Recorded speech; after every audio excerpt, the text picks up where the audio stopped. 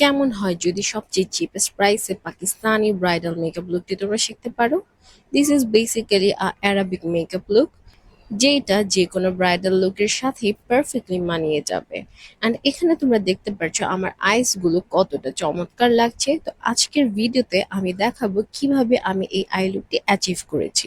এর জন্য শুরুতে আমি পিলুইস বেস আমার আইসের উপর অ্যাপ্লাই করে নিচ্ছি অ্যান্ড মোরফির একটি ব্রাশ দিয়ে খুব ভালো মতো স্প্রেড আউট করে নিচ্ছি অ্যান্ড ব্লাফিং ব্রাশ দিয়ে ব্লেন্ড করে নিচ্ছি।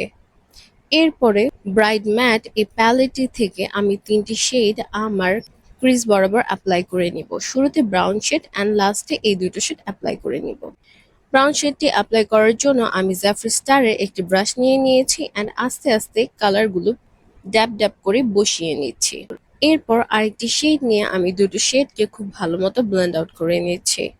খুব সফটলি ব্লেন্ড করতে হবে যাতে নিচ থেকে কনসিলারটি উঠে না চলে আসে। ব্রাশগুলো ধরার কিছু নিয়ম রয়েছে অ্যান্ড কিছু প্রেশার পয়েন্টও রয়েছে, যেখানে ধরলে ব্লেন্ডিং খুব ভালো হয় অ্যান্ড আই লুকের আউটকাম খুব ভালো আসে। ব্লেন্ডিং ব্রাশ কিভাবে ধরতে হবে, পেন্সিল ব্রাশ কিভাবে ধরতে হবে, এই ব্যাপারে যদি তোমাদের জানা না থাকে তোমরা কমেন্ট সেকশনে কমেন্ট করতে পারো, আমি ফুল ডিটেলস তোমাদেরকে দিয়ে দিব। অথবা তোমরা চাইলে ৩ দিনের বেসিক ক্লাসও জয়েন করতে পারো।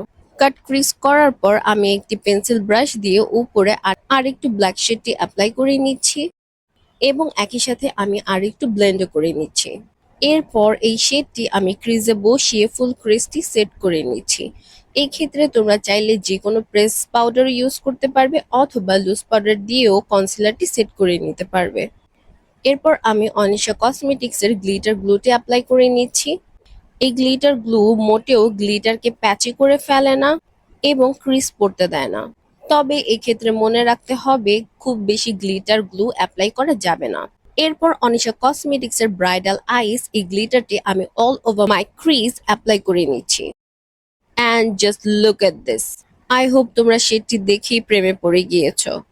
মাল্টিক্রোম এই পিগমেন্টস গুলো তোমরা সবচেয়ে রিজনেবল প্রাইসে অনিশা কসমেটিক্সে পেয়ে যাবে। এরপর রুবেলা ফ্লেক্সটি আমি আমার আউটার কর্নার অ্যাপ্লাই করে নিচ্ছি। এটা একদমই অপশনাল, তোমরা চাইলে এটি স্কিপ করতে পারো। আমি এই লুকটিকে আরো বেশি গর্জিয়াস করার জন্য এই ফ্লেক্সটি ইউজ করে নিয়েছি। পিগমেন্টস গুলো মাল্টিক্রোম হওয়ার কারণে তোমরা দেখতেই পারছো আই লুকটি কি চমৎকার দেখা যাচ্ছে। আমার আইস ঘোরানোর সাথে সাথে কালার গুলো চেঞ্জ হয়ে যাচ্ছে। এরপর এই প্যালেটটি থেকে ব্ল্যাক শেডটি আমি অ্যাজ আ আইলাইনার অ্যাপ্লাই করে নিচ্ছি। এই ক্ষেত্রে আমি অনিশা কসমেটিক্স এর মাত্র 50 টাকার একটি ব্রাশ নিয়ে নিয়েছি।